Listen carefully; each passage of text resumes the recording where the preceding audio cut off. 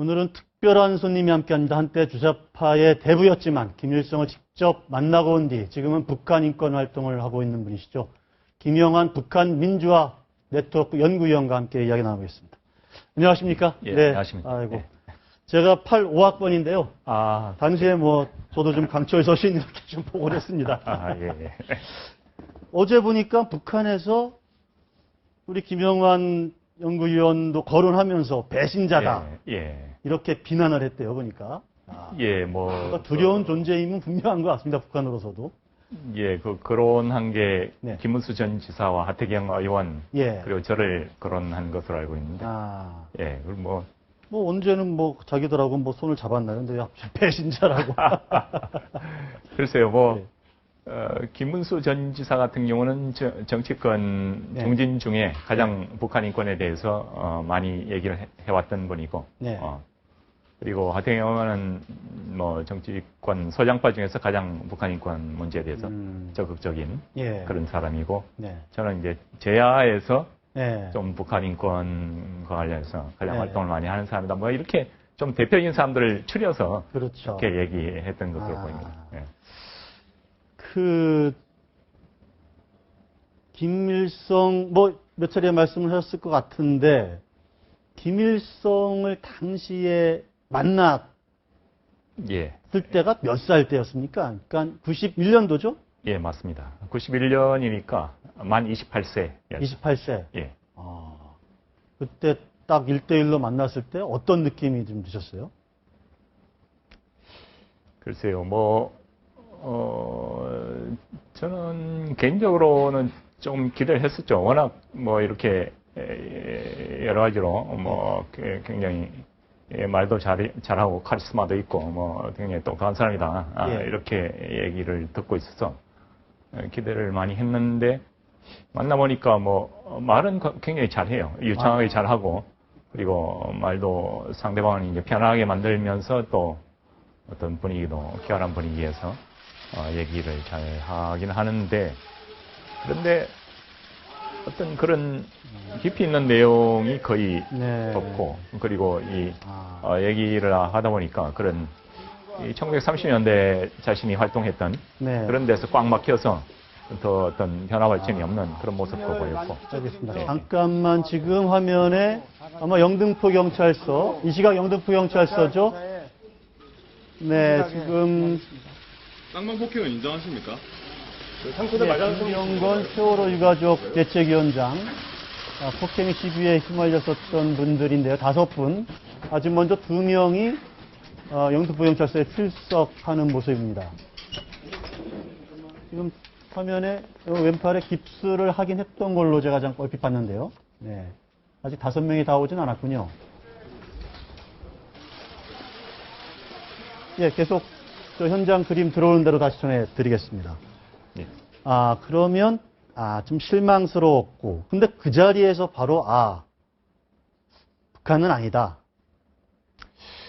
글쎄요, 꼭 그 자리에서 완전히 아니다, 이렇게까지는 생각한 건 아니지만, 여러 가지, 그 외에도 김일성하고 만나서 실망했던 것 이외에도, 그 외에도 여러 가지 어떤 북한에 대해서 실망한 요소들이 많고, 특히 저희들 같은 경우는 사회주의 운동을 한국에서 했었는데, 사회주의 운동이란 게 높은 수준의 평등을 추구하는 그런 운동인데, 북한에 가보니까 그런 당뇨들 사이에서도 최고위급 당뇨들과 중하급 당뇨들 사이에 굉장히 커다란 그 계급적인 격차가 존재하고, 관료주의라든지 호압적인 태도 이런 건 한국 사회보다 훨씬 더 심하다는 거죠. 그리고 일반 주민들에 대해서도 아주 고압적인 그런 자세를 취하고, 그런데 높은 수준의 평등을 추구하기 위해서 사회주의 운동을 하는데, 그 사회주의 운동의 결과물이라는 북한이 오히려 더 평등이 후퇴한 그런 모습을 보고 대단히 그런 실망감, 허탈감 이런 것을 크게 느끼게 되죠. 어쨌든 제가 개인적으로 뵈면 당시 그 얘기를 좀 듣고 싶어서 여쭤드려봤는데, 지난 2년 전에 중국에서 일단 붙잡혀서 114일 동안 구금이 돼 있었잖아요. 예, 그렇습니다. 국가 안전 위해죄. 예. 맞습니다. 그러니까 일종의 뭐랄까 이제 중국에 대한 국가안전위해죄가 아니고 뭐랄까 북한에 대한 국가안전위해죄 명목이 되는 겁니까 그러면? 아니죠. 그거는 뭐 북한에 대한 국가안전위해죄라는 거는 그런 네. 거는 만들 수가 없죠. 네. 그런데 온갖 뭐 여러 가지 내용적으로 여러 가지 이런 것을 해서 중국의 국가안전을 위했다. 네. 그런 논리를 만들려고 했던 것 같아요. 그러니까 네. 뭐 동맹국의 안전을 위한 것도 중국 안전에 위한 것의 연장선상에서 볼 수 있다. 뭐 이런 논리를 적용했는지는 정확히 모르겠는데.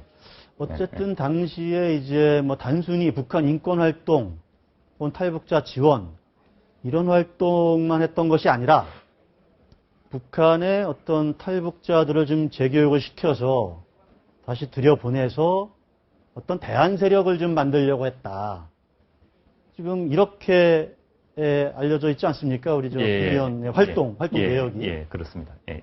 그럼 어떻습니까? 지금 그게 지금도 그런 어떤 활동, 그때 한번 붙잡히는 바람에 그 활동은 어떨까요? 좀 죽었다고 봐야 됩니까? 아니면 아직도 비공개로 살아있다 이렇게 봐야 됩니까? 글쎄 뭐 그런 얘기를 제가 구체적으로 말씀드리기는 어렵고. 예. 네, 뭐 어쨌든 한번 의지를 갖고 네. 열정적으로 활동하려는 그런 결심을 한 분들이 네. 쉽게 그런 결심을 꺾지는 않겠죠. 예. 그래. 뭐 지금도 그쪽하고 뭐 연락이 된다 안 된다 이런 거를 뭐 공식적으로 공개적으로 말할 수는 없지만 네. 뭐랄까 스스로 혁명가라고 생각하세요? 뭐 그렇게 생각하고 있습니다. 일단 당시에는 어쨌든 남한의 어떤 군사정권을 한번 전보시키겠다는 생각을 했었다가, 이제 전향을 하셔서, 그게 아니고 북한이 지금 급한 상황이고, 북한 정권을 좀, 혁명을 해야 된다라는 생각. 그런 점에서 혁명가다, 나는 아직까지. 그런 측면뿐만 아니라, 저희들이 대학 때 80년대, 뭐, 잘 아시겠지만, 사회에서 가장 고통받고 어렵고 억압받는 그런 민중의 편에 서서 민중과 함께 민중과 연대해서 독재 정권 혹은 억압에 대항해서 저항하는 사람 이런 사람들 이제 우리가 혁명가로 그렇게 지칭했는데 사실 어떤 관점에서 보더라도 우리 주변에서 혹은 한반도에서 가장 어렵고 고통받고 억압받는 사람들이 북한 민중이라는 게 너무나 명확하게 있기 때문에 그 북한 민중의 입장에서 북한 민중의 편에 서서 어떤 독재 정권에 대항하는 그런 운동을 하는 사람은 저는 혁명가라고 부를 수 있지 않나 생각합니다. 지금 김정은 정권은 어떻습니까? 지금 김정은 정권이 어쨌든 김일성 따라가기를 하고 있는데 그렇습니다. 권력을 제대로 좀 장악을 하고 있다고 보는지 아니면 내부에서 어떤 민중 봉기랄까 이런 어떤 동력 같은 게 있다고 보시는지.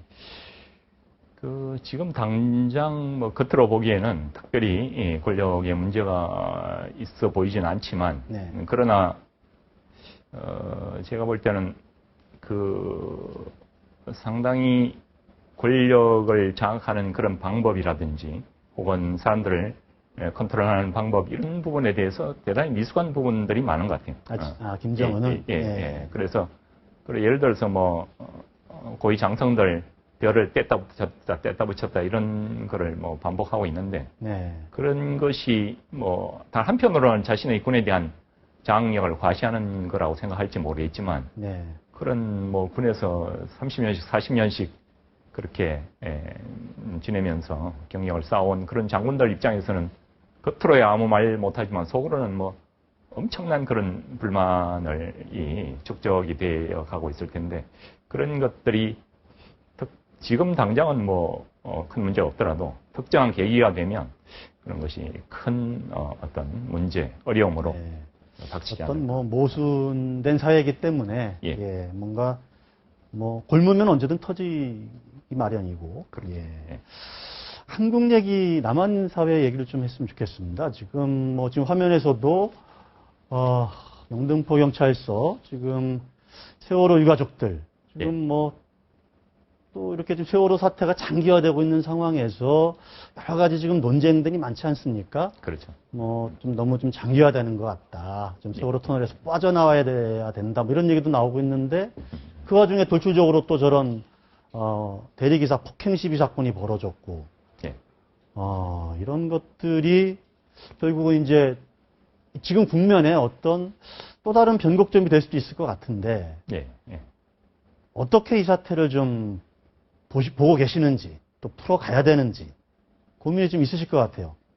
예, 세월호 사태 같은 경우는 뭐 그 자체 대단히 불행한 사건이었지만 또 한편으로는 그것을 계기로 한국 사회의 기존의 여러 가지 환부라든지 우리가 미비했던 점을 일거에 혁신할 수 있는 또 그런 계기로 삼을 수도 있었다고 저는 생각하는데 다 드러났으니까. 예. 그런데 이게 일정 기간을 흐르면서 완전히 좌우 프레임에 완전히 딱 갇혀서 예. 좌우 프레임 같은 경우는 지난 뭐 5년에서 10년 동안 한국 사회가 좌우 프레임에 일단 한번 갇히면 그 빠져나오기가 굉장히 어려운 그런 시스템으로 변했는데 그래서 이 사실은 따지고 보면 뭐 어떤 유병헌의 정계적 지배라든지 아니면 세월호의 뭐 선장이나 선원들의 태도라든지 뭐 관피화 문제라든지 등등 이 좌우 프레임하고는 사실 상관없는 문제거든요. 예. 뭐 유병헌이 좌파냐 우파냐 뭐 이런 문제가 어디 있겠습니까? 관피화도 마찬가지죠. 관피화도 마찬가지고 그렇죠. 그런데도 불구하고 좌우 프레임에 가시다 보니까 뭐 지나치게 적대적인 그런 관계가 형성이 되고 그래서 지금 극단적인 주장들이 오가고 있는데 저는 최대한 그런 어떤 프레임에서 벗어나려고 노력하면서 좀 합리적인 그런 대안을 제시하고 대화와 타협을 통해서 어떤 적절한 수준에서 문제를 풀어나가야 되지 않을까. 예, 지금 문희상 비대위원장이 선출이 되면서 오늘 언론 인터뷰를 통해서 유족의 동의까지는 아니더라도 양해할 수 있는 선에서 뭔가 절충점을 찾아왔으면 좋겠다. 뭐 이런 이야기를 좀 했는데 약간 좀 변화가 있는 것 같아요. 예, 그렇죠. 동의가 아니고 양해. 그렇죠. 진일보된 것이라고 보지만 예. 그러나 현재 야당 내 분위기에서 얼마나 그런 게 수용이 될지 그런 부분은 좀 약간 의심이 됩니다. 지금 뭐 과거에 같이 운동권에 계셨던 분, 친한 분, 잘 알고 계신 분들도 계시고 그렇죠. 근데 이런 분들이 사실은 뭐 여당에도 일부 있지만 주로 야당의 포진에 있는데 뭐랄까 좀 어떤 여러 가지 현안에 있어서 강경 노선을 좀 고수하면서 여러 가지 그 정치의 어떤 타협이랄까 이런 것 쪽으로 가는 거에 좀 한쪽에 아주 강한 목소리를 내고 있는 어떤 그룹을 형성하고 있거든요. 그걸 좀 어떻게 봐야 될까요? 지금 뭐 그냥 뭔가 주장이 강하고 어떤 정치나 타협 이런 것은 좀 부족하고. 그러니까 뭐 제가 뭐 주제넘은 얘기인지는 모르겠지만 제가 개인적으로 관찰해 볼 때는 그 학생 운동권 시절의 계급주의적인 그런 관념 틀에서부터 아직 벗어나오고 있지 못한 것이 아닌가 그런 생각을 하고 있습니다. 그래서 계급주의라는 것이 어떤 계급의 이건 본질적으로 적대적인 것이어서 타협이 불가능한 것이다. 이런 것이고 그런 사고방식이고 그래서 물론 뭐 옛날 20년 전의 사고와 지금 현재의 사고가 똑같다 이렇게 생각하지는 않지만 그러나 상당히 현재 야당의 운동권 출신 의원들 중에 한 3분의 1 정도는 굉장히 그런 식의 사고방식을 여전히 지금도 갖고 있다고 보고 있고 3분의 2는 생각은 좀 바뀌었지만 여전히 그런 어떤 사고방식의 잔재의 영향을 많이 받고 있는 것이 아닌가. 그 때문에 어떤 절충, 타협 이런 것에 대해서 근본적으로 심리적인 거부감을 갖고 있는 것으로 저는 생각을 하고 있습니다. 쌍방 폭행은 인정하십니까? 시간이 한 1분 정도 남았는데 지금 책도 쓰고 계시고 한 것으로 제가 알고 있는데 제가 어느 인터뷰를 보니까 북한 권력을 마피아, 군부 독재 이렇게 규정을 해서 좀 재밌게 봤는데 어떤 의미입니까 그게? 그러니까 일반적으로 사회주의라고 하면 사회주의의 3대 특징, 네. 국유제, 계획경제, 공산당국제 이건데 이 어떤 사회주의 기본적인 특징들이 다 지금은 북한에서 완전히 붕괴되거나 붕괴 직전에 있다고 보고 있고 네. 그렇다면 북한의 어떤 핵심적인 특징으로 볼 때 과연 왜 마피아와 닮았느냐? 예. 마피아라는 것이 어떤 시스템에 의존한다기보다는 보스의 일인적인 리더십, 패밀리. 독재, 예. 그죠. 그리고 예. 패밀리에 예. 의존을 하고 그런 거라든지 그 다음에 북한 같은 주변 국가를 협박해서 어떤 생존하는 그렇죠. 그런 전략을 또 짜고 있고 국민들에 대해서는 공포로 네. 권력을 유지하는 네. 그런 것도 마피아하고 상당히 유사한 그런 방식이 아니냐 그런 걸 이제 종합적으로 보면 예. 사회주의 독재라기보다는 마피아적 독재에 훨씬 더 가까운 것이 아니냐 저는 그렇게 보고 있습니다. 알겠습니다. 책은 언제 나옵니까? 제가 한 10월 말 정도에 알겠습니다. 네. 나중에 저 책이 출간되면 예. 다시 충분한 시간을 가지고 예. 얘기를 나눠볼 수 있는 기회를 갖도록 하겠습니다. 예. 오늘 말씀 잘 들었습니다. 예. 네.